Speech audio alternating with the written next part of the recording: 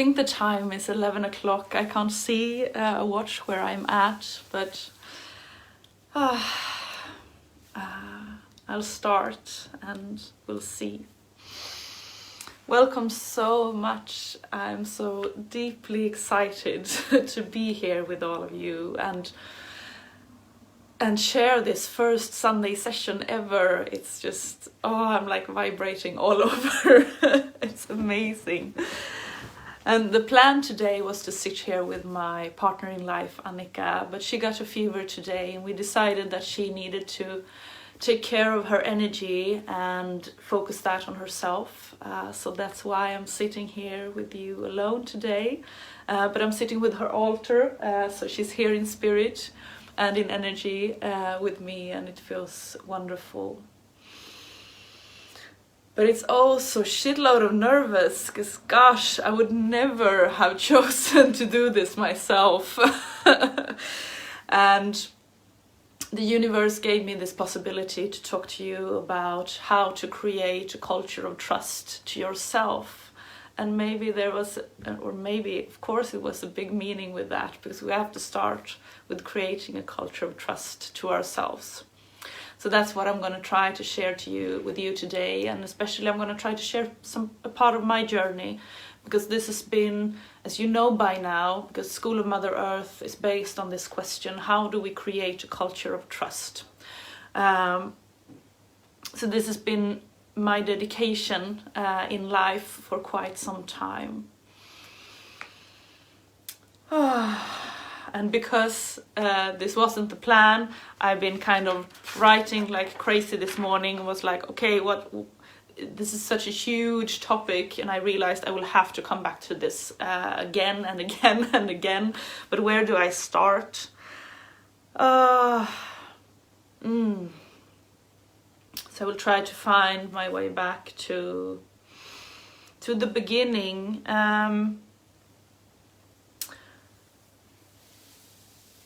I've had, the past 4 years, I've had this saying that's been my guideline, if you want to, that I've built my life and my studies upon, and it is the saying, without trust, there is no possibility of flying. And about 4 years ago, I separated from my daughter's father, and moved out in the forest where I live now, in the cottage. And this cottage is at the end of the road. It's a road that you barely can use with a normal car. I have this huge SUV. And it's an off-grid cabin out in the forest. I have my own electricity and I have my own water. And I was so scared. Hey Gabriele, so nice to see you all, and Tinka, wonderful to see you here, thank you. And I was so scared because I'd had such deep longing back to myself. I'd lost track of myself, I'd lost the relationship with myself, and I've done this a couple of times in my journey. And at the same time as I got to know that it was possible for me to buy this cottage that I live at now, which is a part of School of Mother Earth. Hi Denise, so lovely to have you. That is a part of School of Mother Earth because that's the physical place where we gather. I did a journey to Scotland to meet the nature in Scotland and to reconnect with the nature that I longed for. And on a track that I did up on a hill during that journey, I met this falcon couple who soared up in the sky, and we had a long beautiful talk about life. And this was one of the big kind of happenings in my life. This made such a huge change, because what they said was, without trust, we talked about flying, and they said, without trust there is no possibility of flying. and that has been, as I said, the guideline in my life since, to understand that to trust the air, to trust the universe, to trust yourself, your capacity to fly. That is the foundation for it to be even possible, because as long as you do not trust, you will fall, because or you won't even jump. That's the point. If you do not make the leap out in life and trust your wings, and even trust if you fall that you can come up again. It's not about the fact that you trust that you won't fall, it's the fact that you trust that you have the capacity to take care of everything that happens, no matter if you fall or fly. So when I understood that it's about trusting my own capability and my own capacity to really make the leap and take care of whatever happens afterwards, that's when I kind of turned my life around and started to work from another angle, and dedicated my life to the relationship with me.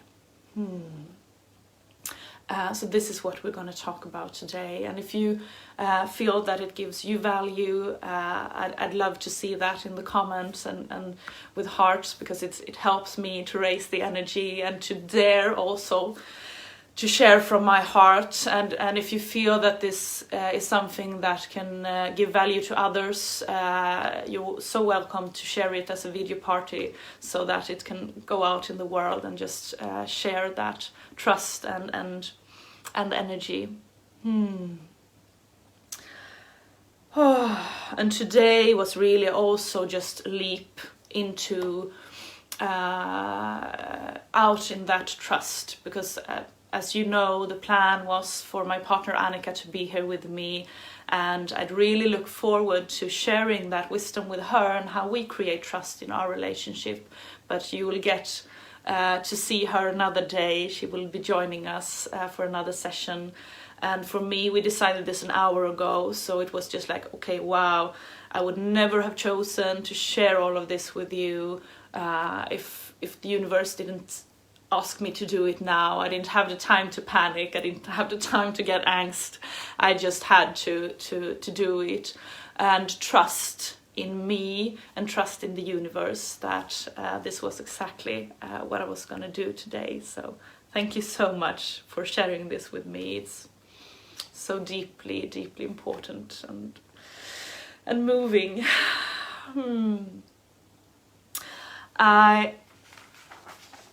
I think that some of you know me quite well by now, but some of you are quite new to me and to my journey. So I really felt that, as I said, we're going to come back to how to build a trust in the relationship with yourself over and over again. But for you to get a little background of my journey and to get a little insight in that. Hi Susanna, lovely to have you here.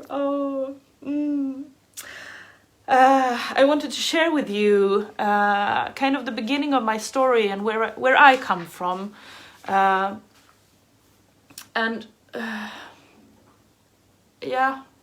think that's an important part of the journey and the understanding.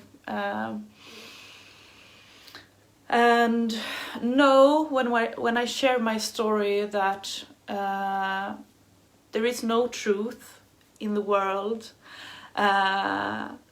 This not here. This is my story and this is my truth, and take in whatever feels right for you, because there's no right and wrong here. Because I have done things in a way, and because I have chosen the way I've done, it doesn't mean it's right for you. It means that it was what I needed at the moment. Wonderful, Tinka, that you're going to move to your first cabin. Oh, that's great. Thank you. I was born in the northern parts of Sweden, in Sami land. That's my origin, but my ancestors doesn't come from there, so it's my roots in the land. but it's not my roots in the blood, if you want to say so.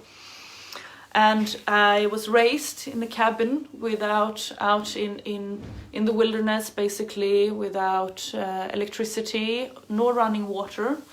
So I spent my first years in a cabin with one room and very, very simple, in a very, very simple way that isn't that common in Sweden anymore.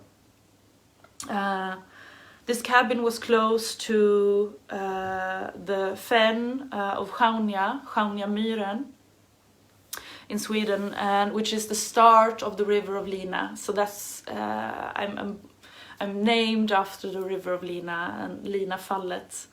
So this is my so deeply my true origin, and if I would describe myself, I would describe myself as water.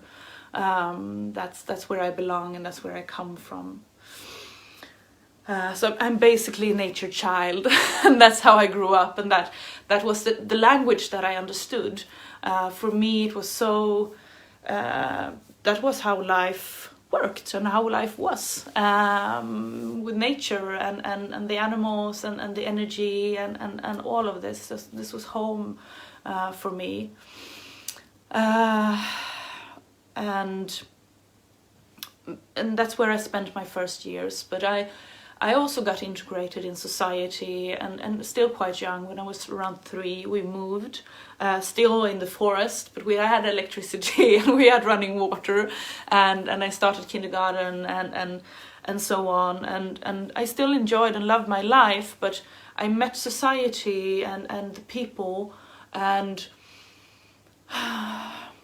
it was confusing. It was a strange time for me, because I could feel and see the separation. I can feel and see all of these emotions that we push down and separate from. And this was so unnatural for me, because the environment that I grew up with and spent my first years with, there was a flow. And I got scared. I got really, really scared of all of the emotions that we push down and kind of boil up inside of us, and I couldn't understand. So I get scared of my own feelings. I get scared of other people's feelings, and I started to carry my own, and I started to carry others, because I was afraid that others feelings that we'd push down would burst up. And especially when hi Veronica and hi Anders, lovely to see you. And I get scared for the bursts and the anger and the sadness that people just keep holding on, and especially when there was alcohol involved. This was quite a challenging part of my time growing up. I couldn't understand why people became so different when they used alcohol, and so many feelings just started to come up, and it created that fear, created so much holding in my physical body from when I was very, very small. And I fought to create balance in the world around me, but because there was so much unawareness of what was happening, and that people didn't have the tools to take care of their feelings, and I wasn't given the tools to understand how to do it either. This balancing just became a lot of holding. Very, very early I got lots and lots of pain in my neck and in my shoulders. And if you hold in your neck and your shoulders, you start holding in your lower back and your hips, because it's all interconnected. So my physical body kind of fell apart quite early. And already at age of 12, actually, I had so much pain in my physical body that I could wake up crying during the nights, and we started to it was so bad, so we had to kind of take care of it. I couldn't even carry a backpack for some time, because there was so much tension. So we started going to the doctors and exploring the regular modern way, and they only made it worse and couldn't find anything. Of course, they don't have that kind of understanding, but we also started to looking at alternative ways. We had a friend who was amazing physical therapist, so he helped me to start to unravel and understand. But basically that's where my journey of creating a relationship and understanding my all of my bodies, my physical, my emotional, my energetical and spiritual body, because they're all interconnected. But my physical body was the body that I could relate to, even though I had closed down, because it spoke to me so clearly and was so fed up at this way of living, and was so clear that this is not your way of living. You can't do this, you will break down. And I did.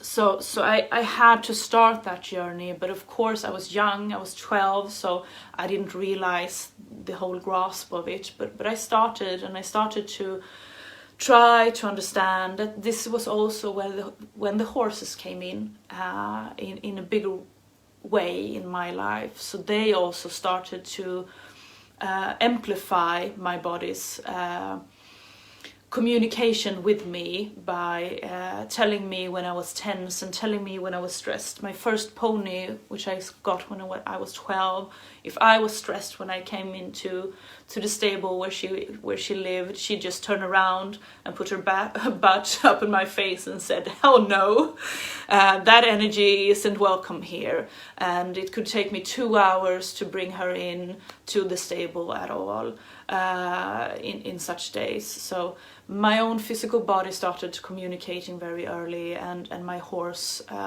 also amplified that a lot. It was a humbling time, especially for a 12-13-year-old girl who was kind of completely lost in the world and was just, I have no idea how to do this. I just hear all these screams from my body and from my environment, but I don't know what they mean. I don't know how to meet them. I don't know. So it was a lot of tears and a lot of hopelessness and a lot of sadness, but also so much joy, because the acceptance to say out loud, which I had to do because it was so obvious that I did not know. I don't know how to do this. I have no idea. It was just, that was the opening, the true opening for me. Before I had kind of scratched on the door and said, I see that I have to open this door, but I have no idea how. But to say, I have no idea how, I don't know how to do this journey, I just understand that I have to do it. That was how I opened the door. Opened the door into myself, and opened the door into starting to truly allowing myself to ask the questions of how, who am I, what am I trying to tell myself, what is the universe trying to tell me, and so on.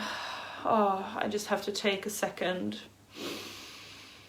to breathe deeply on that, to share this story with you. I've never shared it like this before, and there is still so much sadness and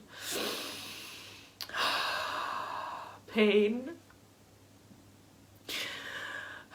So to be able to do this sharing with you is also healing. So thank you so much. And this is the promise that I've given not only my physical body, all of my bodies, that I am allowed to express my feelings. I'm allowed to feel my feelings. I'm allowed to express my feelings, no matter what kind of environment I'm in, because that is trust. If I can trust that I can give myself what I need, then I can also trust myself completely. And It doesn't mean that I do not shut down. It doesn't mean that I do not avoid or push myself. Of course I do. I'm human.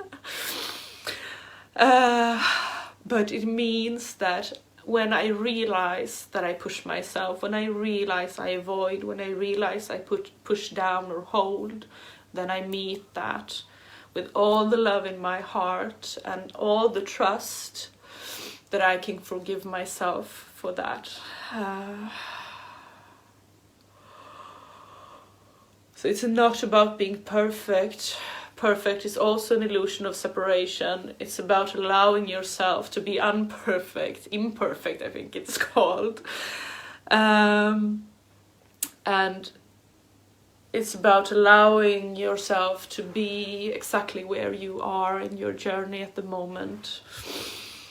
And holding yourself there, but also sharing it with the world. Because it's not enough that I talk to my body inside of me with a loving voice. It is also important that I talk about myself and give myself the space that I need for this loving voice to echo around the world, because I'm not only in here, I'm also out here. And I'm not only in the meeting with myself, I'm also in the meeting with you all the time, always. And this is the space and the culture that I want to build with you, that allows us to be exactly where we are at the moment, to express those feelings and oh, thank you, Gabrielle. Thank you, Emma, for the love. I'm feeling you. To allow ourselves to be exactly who we are at this moment. Saying, I have no idea how to do this journey, because none of us do. I mean, the ones who say they do, it's a fucking lie. No one knows where we are going and what will be needed. We can have a hunch, we can have a clue, we can have a feeling, and some of us have a very clear visual, some of us have a very clear, but we don't know. And that's the thing with life. We don't know. Exactly, Anders. Together we are stronger, and we are together always. We are interconnected, and to allow ourselves to be that, I don't have to hide anything from you, because you are me and we are here together. I understand why I was shaking kind of all over before this talk, because I felt that something deep would shift and change in me in this meeting with you. So thank you so much.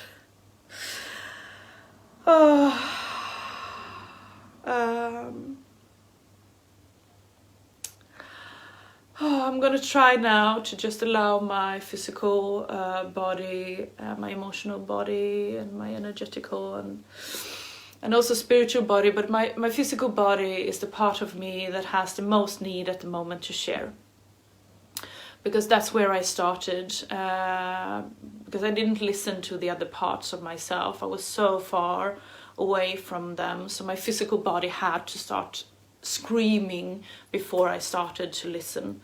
And I'm going to try to allow that part of me just to speak freely for a while about how that experience was, and which part was kind of the keys and the most important things. And as I've already shared, the opening was allowing myself to saying, I don't know.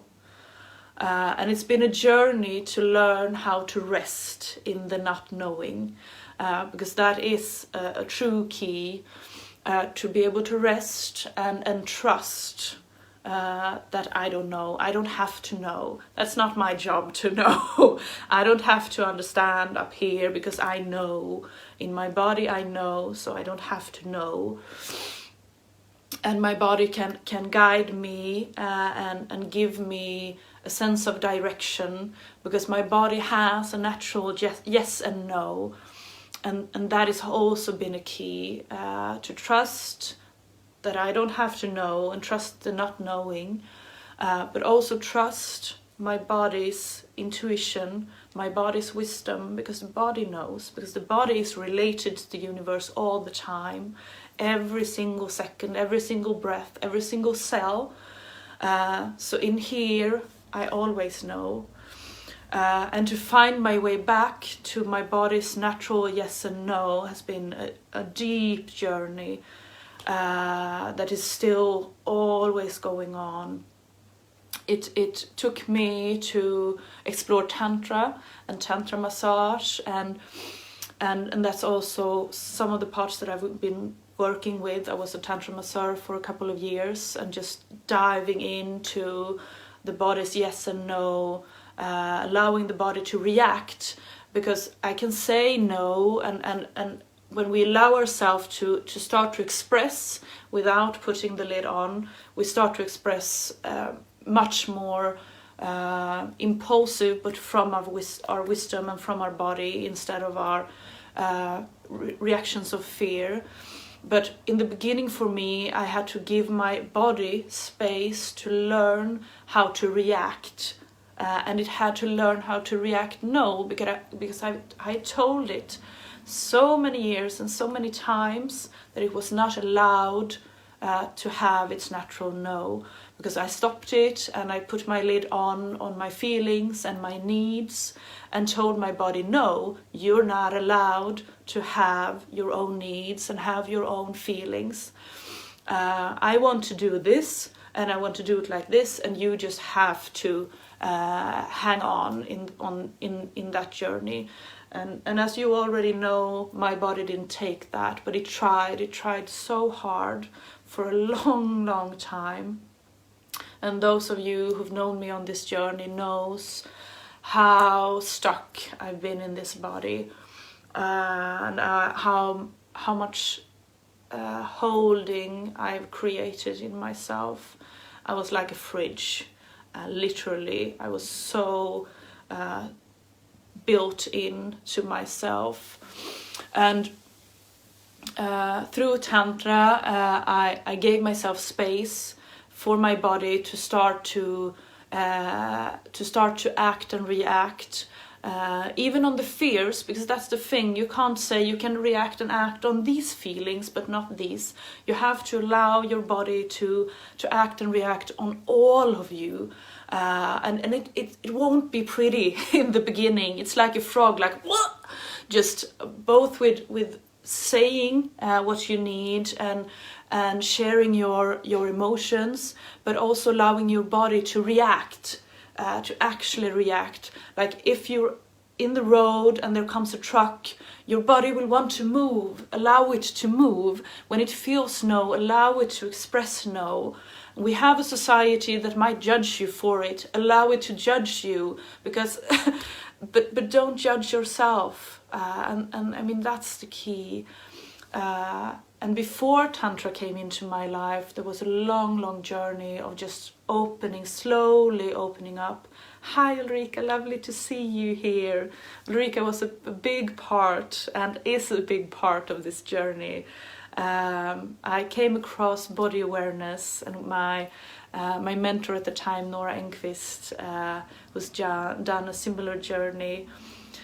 And it was just a deep journey of starting to ask myself questions. Can I let go of this? Can I feel this? Can I just allow myself to be touched and moved by myself? I'm just going to take a deep breath to reconnect with that. To become body aware again. To be aware of that I'm here, of where I'm holding and where it's flowing, where I'm avoiding and where I'm pushing, and also in that exploration, learning not to judge, because there can be pain and there can be holding, and there still is so much but meeting that with the love, and meeting that with understanding, and saying, hi, thank you for telling me that I'm holding here, and thank you for speaking to me, and thank you for communicating, and just kind of praise myself and my body for all of the communication, even though it is screaming with pain some days, saying thank you for that pain, because I feel and I know and I understand how deeply it must come from, and thank you for telling me, so that I can get a possibility to meet it and to give it what it needs. Because if my body would not express what it needs, then I would never have the possibility to give it. And that's the same with all of my being. If I would not be able to express what I need to the world, I never give the world the possibility to meet me there. And it's so important. It doesn't mean that I have to, it doesn't mean that I can expect the world to give me what I need. That's two different things, and me and Annika will talk more about that in our session about how to build a culture of trust in relationships. But it's my responsibility to express my needs, and it's yours to express yours. And it's not my responsibility to meet your needs. It's my responsibility to see if I can do that without pushing or avoiding. So it's always a constant movement and exploration, and creating a culture where it's allowed and not even only allowed, but where it's welcome, that we create space for that exploration, just as I did now a while ago when I got emotional, and I needed to be in those emotions, not to put them down or put a lid on. I needed to feel them and allow them to flow freely, and this has been one of the big keys in my exploration of how to build a culture of trust in the relationship with me.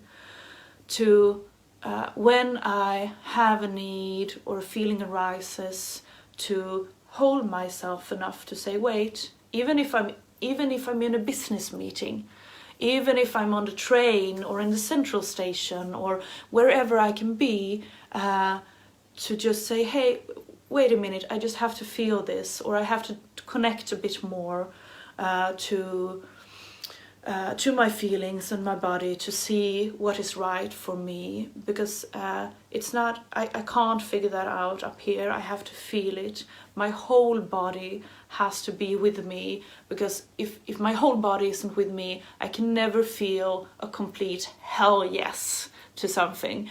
And that's where I'm at in life now. What I do, I want to feel hell fucking yes to, because I think we're worth that, all of us. Come on, life is about hell yeses, and it's about doing that, and it has to come from the deepest part of you. You can't do what you know is the smart choice, or what you feel, what you think is the right choice. It has to come from deep within you, and then you also have to be rooted not only in yourself but also in the earth. So that is also a big part of my exploration today, how to not only root in my body but to root in the deep Mother Earth beneath us. Because my yes, what I've realized lately is, for me to have a complete hell yes to something, it can not only be for me, it also have to be for the world and the community, because we are interconnected and we are here together. And for me to have that complete yes, I also have to root myself down into the earth. And that's where my journey into the shamanic journey and the shamanic road started, to to explore how I could also bring in the spiritual part of me and my spiritual body, because that was the last part of my body that I kind of just, oh, I know you're there, but can you please sit in the back of the car, because I'm kind of ashamed of you. So please don't speak so loud. I hear you, and you're allowed to be there as long as I don't have to integrate you completely and share you with the world, because I would just sound crazy and look crazy, and my ego can't take that. So that was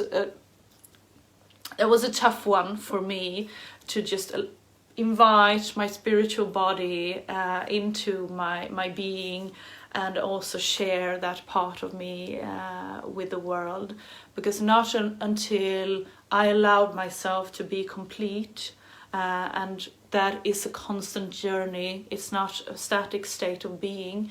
It's something that I have to do all the time, to invite all of me into my life.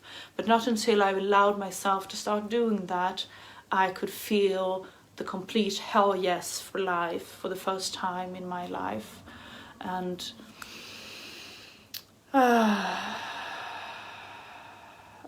that is such an important fundament for the culture of trust, because if I don't allow myself to feel a natural yes or no, if I don't allow myself to explore what it is to give myself space, to feel my feelings, to express my feelings, and to share them with the world, then I'm not sure that trust is possible. As we started, without trust there is no possibility of flying, and life is about flying for all of us. It's about spreading our wings and sharing our gifts, because all of us have a gift for this world, and for me, our life's purpose is to explore how to share those gifts with the world. But to be able to do that, we have to heal ourselves. And to heal ourselves, we have to build a new culture of trust to our body, to our physical body, to our energetical, emotional, and spiritual body. And from that platform, we can take off and allow ourselves to fly and to spread our love and our gifts in the world. And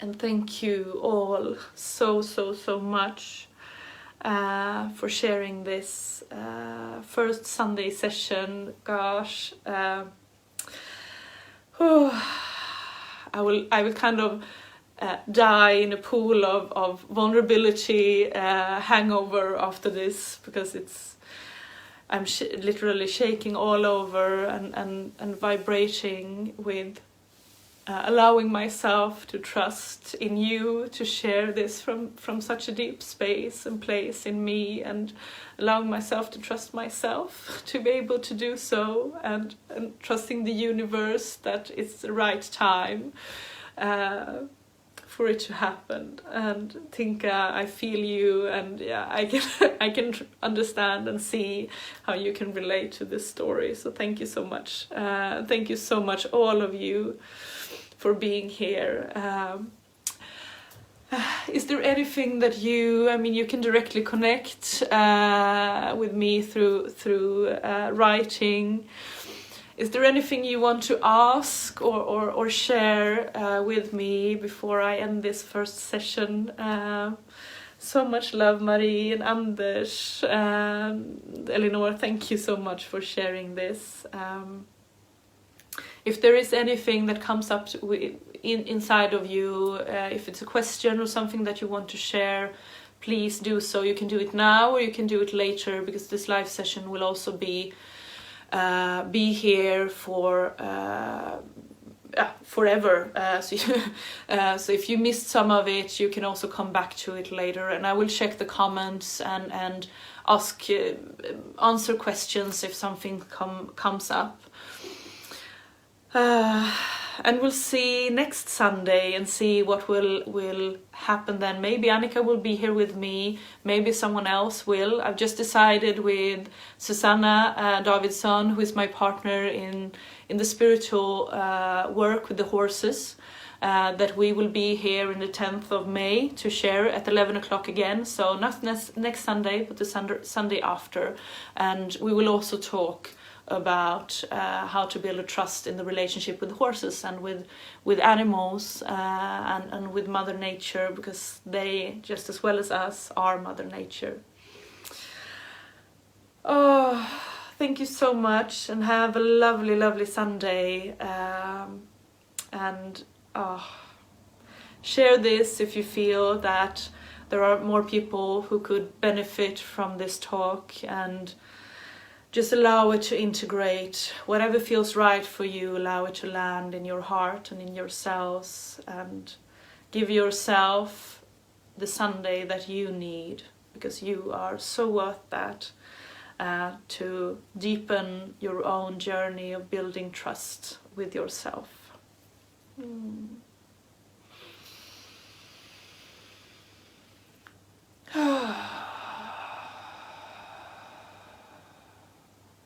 Thank you.